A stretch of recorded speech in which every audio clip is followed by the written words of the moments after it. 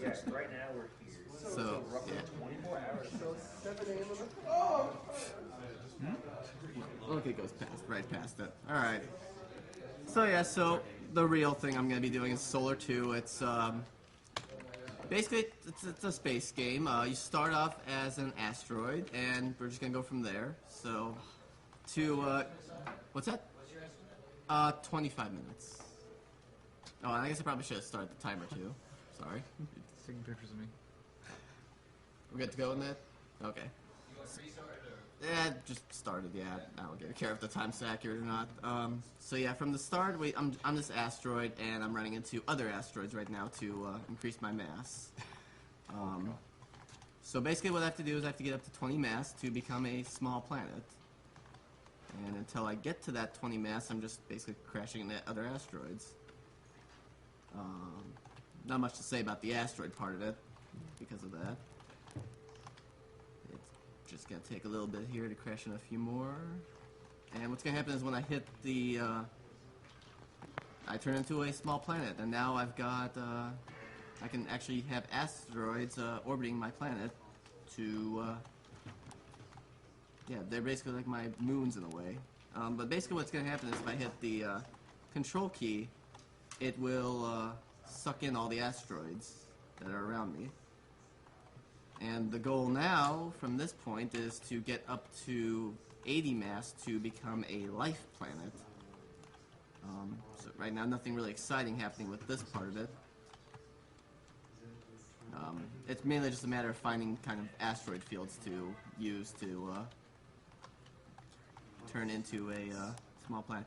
It's actually kind of bad if I have the asteroids run into me, because that does lower my mass, so don't necessarily want to do that. And I don't know if there's actually a limit as to how many asteroids can be orbiting your planet or not. I think the most I've ever done is probably like 15 of them. And when it gets to, the more asteroids you have orbiting your planet, the harder it is to get them to orbit in the first place, because the other asteroids will try to stop them from orbiting and things like that. I think there's actually a key on the keyboard to make it show the orbits of your orbiting bodies, but I can't remember offhand what key that is. But like I said, right now the goal is just to get to the point where I have a life planet. Should just be a few more asteroids for that. And yeah, now I'm a life planet, and it's gonna take, like, you see this little evolution bars come up. It's gonna take a little while for my planet to actually have life on it. So you can kind of see it's just evolving in that regard. Right now, the main goal is not necessarily to have the evolution of the planet go up, but to hit 180 mass to become a star. Don't ask me how 180 mass turns into a star. That's just how the game works. But one thing is that right now, since I'm a life planet, once the evolution finishes, I now have a shield around my planet. It's going to be building these ships that are orbiting me, so kind of a nice way to protect the planet while I'm in the middle of trying to collect all these asteroids. And it's kind of a little finicky about how you have to be around an asteroid to get to orbit you. I'm not even 100% sure exactly what causes the asteroids to start orbiting you. And technically, in a way, the ships that are orbiting me might be a little bit of a detriment, because I think if I run into an asteroid, then the ships decide, oh, well, these asteroids must be evil and must be destroyed, and then you probably notice that one of the asteroids got destroyed by one of my ships, and it's not necessarily a good thing. I think one factor about getting the asteroids to orbit is based on your speed relative to the asteroids. So that's kind of why I'm like taking it kind of slowly when I'm going around the asteroid fields here, just to try to get the asteroids to actually get into orbit with me. Planets and stuff, they do have like a, what's it called, gravity to them. So you can kind of tell, like, if I go by an asteroid, it kind of is affected by my gravity a bit. There's also, on the left side of the screen there's the experience and kills thing.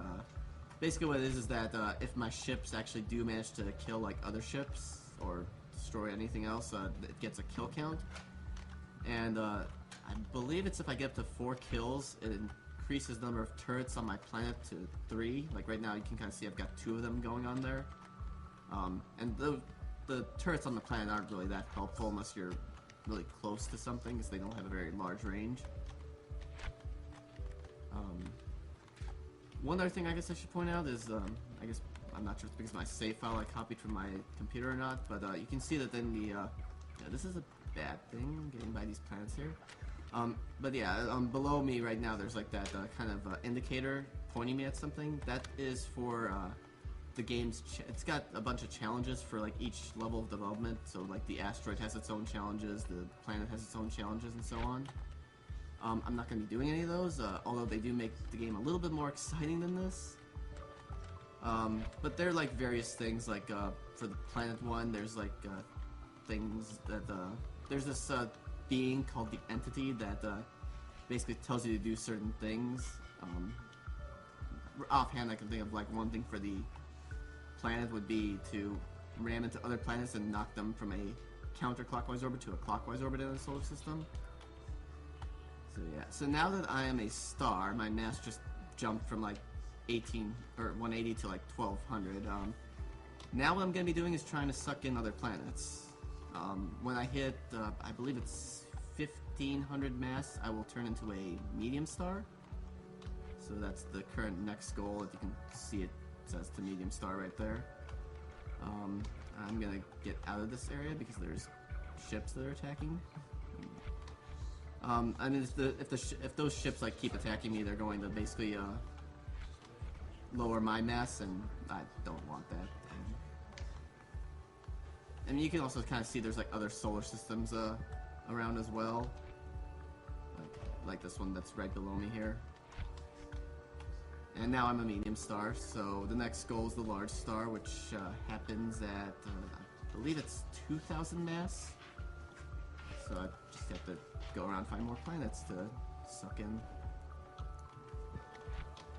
One thing that's probably more helpful is if I suck in life planets as opposed to just regular small planets, because those usually have like more mass. So like this one right here is just a small planet. It's going to give me some mass, but it's not going to give me a lot. It's usually more beneficial to find the life planets that are just kind of floating around and not attached to any other stars yet. So in some cases, I'm going to be kind of just wandering around looking for planets to suck in. Situations like this are not that great because you get other ships that want to attack you. But this right here is a good thing. We got a life planet here. And if, for instance, if there is a life planet and it had like ships of its own, when it becomes orbiting your star, the ships become attached to you, and then it was probably hard to tell, but when I sucked in that planet earlier, the ships that were green turned white, and white ships mean that they're neutral, that they're not attached to any particular planet or anything. The ones that I had were green, and then the hostile ones were red, so that's just a good indicator there for that. Like those ones right there were neutral. So now I've got 2,000 mass, I'm now a large star. Next goal is the neutron star, which I need to get 3,000 mass for.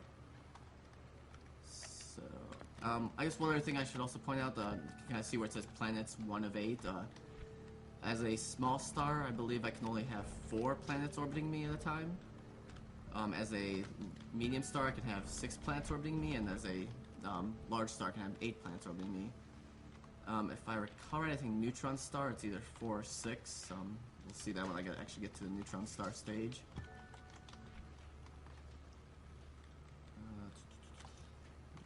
Not sure what else I can really say right now about this. Yeah, and you can kind of see what happened with that planet there. It just kept hitting me, and I probably was losing some mass, but the planet eventually just got destroyed by hitting me too many times, because it basically lost all of its mass. What usually happens if you lose all your mass is that you usually go back to, I think, the earliest moment of that particular evolution. So, like, for instance, right now I am a star, so if I lose my enough mass to destroy me, I'm just basically going to respawn as a star again. If I had got destroyed as a planet, I would have respawned as a planet again. And if I got destroyed somehow as an asteroid, then I would have respawned as an asteroid.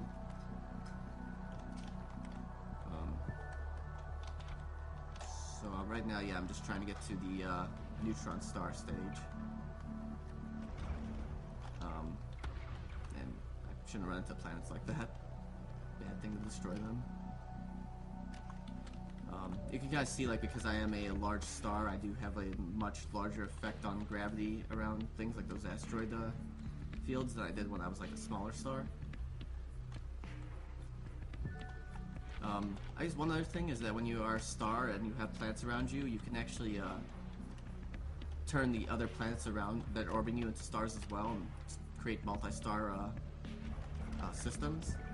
And when you do that, it actually does allow you to have multiple, more planets. I believe the max, though, is 10 planets around any star system, regardless of how many stars are in it.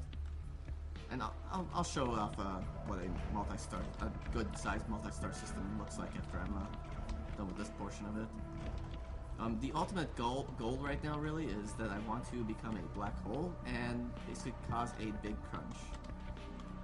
Which, the black hole is actually, I think, a little more exciting than this part of it because of what you have to do with that part when you get there. I'm nearly to a neutron star, though. So, probably just find another good planet here. I think that one I just got too close to it and it just, the gravity pulled it in and just destroyed it. It's not as detrimental if I like run into asteroids because they don't really take away too much of my mass. It's a bit more detrimental if I run into a planet and it hits me and I lose a lot more mass that way.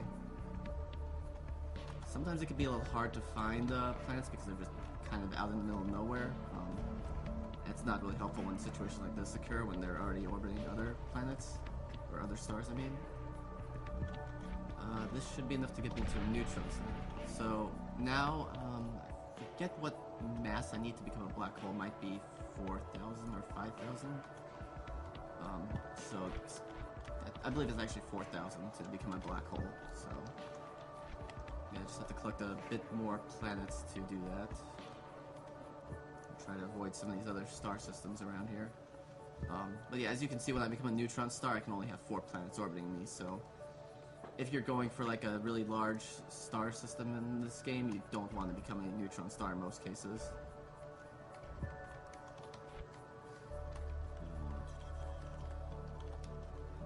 Yeah, and usually I think the planets, they seem to be orbiting or floating around by the asteroid field, so sometimes if you see an asteroid field, it's probably a good idea to look around for stars in that area. Or not stars, planets in that area. Not always a good way to find planets that way though, but it's a kind of a good indicator in some regards. I do believe the neutron star does have some pretty high gravity to it. You can kind of see all those asteroids are kind of really trying to get close to where my star is.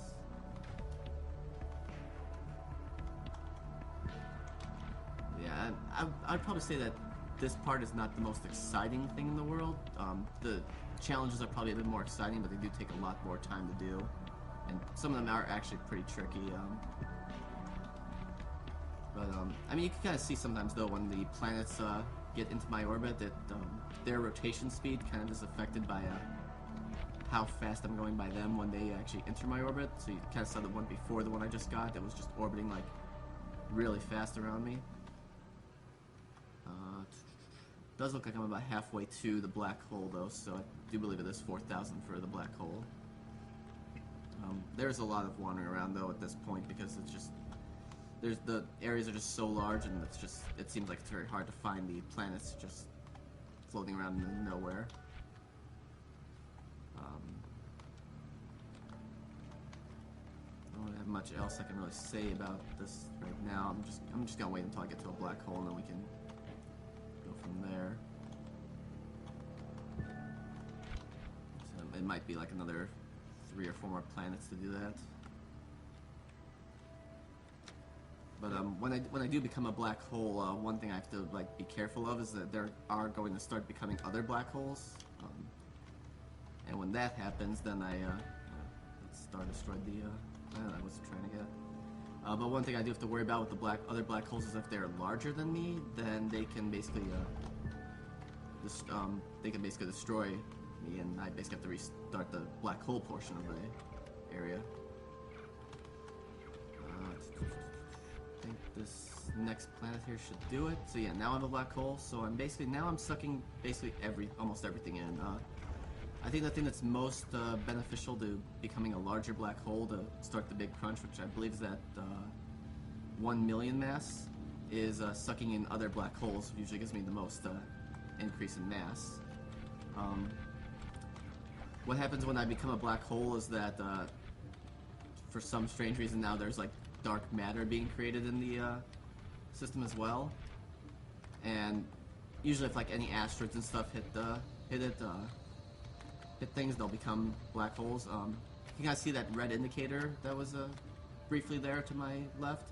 That was indicating that there was a black hole over there that was larger than me, and if I'd continued moving in that direction, there was a high chance that the black hole would have sucked me in, and I would have restarted this portion of the game here. You can see there's another one that's there in the right, so I'm going to get away from that area. There are some times where it does sometimes have like more than one that's close by that's larger than you, and that can make things a little more tricky to get away from those black holes. I mean, I think after what's it called? After the black holes, the next best thing to suck in would probably be stars, because those will give you the next highest amount of mass increase. And there's another black hole I don't want to get into there. But yeah, you can see like as my mass increases, it basically also creates more of a gravity well going on, and more things start getting sucked in. Sometimes things like that happen where the stars just start kind of trying to orbit me and not really succeeding too well. Kind of makes for little funny situations there. So you just get a star that just keeps orbiting you and just doesn't get sucked in. Usually I think the black holes though, they get created when, usually when dark matter starts interacting with other parts of the system, the universe that's going on in here. So usually when you see like another black hole, it's usually kind of a good thing. And now I hit 1 million mass, big crunch. So time, nobody's saying the time. Let's go. 1654. That's not bad. I would say I think the game has like a built-in achievement that gives you one for getting from basically from this point to the big crunch in 20 minutes, I believe. So getting under that is pretty good. I do have a few saved systems in here. So like for instance, I have this one, 40 stars and 8 planets. Kind of quite ridiculous because of how many stars are there. I like it. They all just have like one epicenter, and then the 8 planets are just orbiting me. And the crazy thing is that once I spawned this particular system, now you see like other systems around there are kind of also spawning really largely. Galaxy party. Yeah. And I lost one of my planets. Oh well. But yeah, I mean, backups. But yeah, and one other thing you can see is like pretty much almost all my stars have shields around them. That usually happens if you have, I think it depends on the size of the system, but I think at least like 2 or 3 life planets that have shields on them will cause your stars to also get shields around them, which can be helpful for some of the other missions because some of them involve actually having your stars run into other stars, so when your stars are shielded, it actually does kind of help you. You can see I'm losing a lot of stars here, but I don't care about that. I mean, other things like this is just a basic 2-star system. One thing you kind of see is like right here, this one is kind of has this weird glow to it. That's because this particular star was created from I believe I had a dark matter asteroid, and that eventually became this star right here. And kind of same thing with this one here. This is actually, I guess I lied. I got up to 18 asteroids around one planet before. That's also a little ridiculous because it's just the number of asteroids that are orbiting a single planet. It's kind of ridiculous. So let me just really quick look to see here. And no, I thought there was a key to let me see like what the orbits are, but I guess there's not. If you could, you'd probably just see like a bunch of circles around this particular planet just from all the different orbits for all these asteroids. Then none of them are going to cross each other. They're all going to have their own separate orbit around the planet. I guess I could just really quick, since I'm here anyways, I might as well just show off, I guess, what this mission that's waiting for me here is. I'm not even going to care if I run into anything. Probably not going to... Actually, let me just suck in all all these here. Just fast, easy way to get some mass there. But yeah, so like these are the mission indicators. If I go into it, this guy right here is called the entity. And yeah, he's basically telling me here that he wants me to basically, there's this star system here. There's life on these planets, but he wants me to take away the life from the planets without destroying the planets. So, in a case like this, what I'd be doing is I'd be doing things like that. I'd basically be running into them and making them no longer life planets, but still part of that system. If I was to do something like this, I basically fail the mission because I all of a sudden knock the planet out of its star's orbit.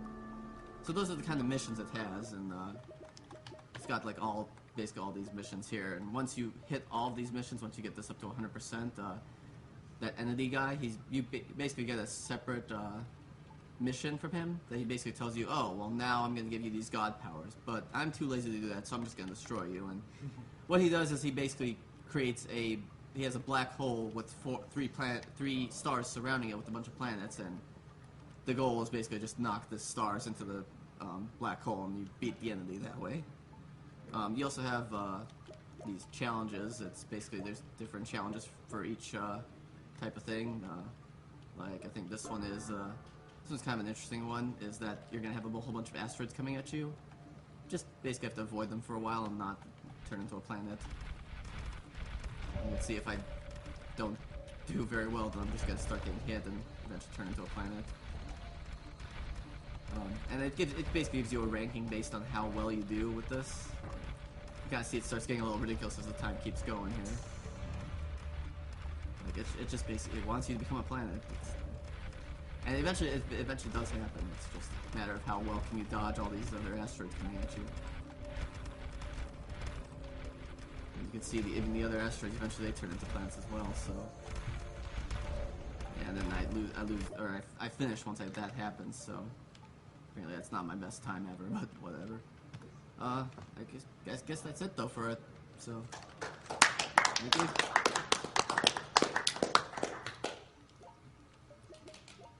You're just in time for breakfast. Yeah, seriously.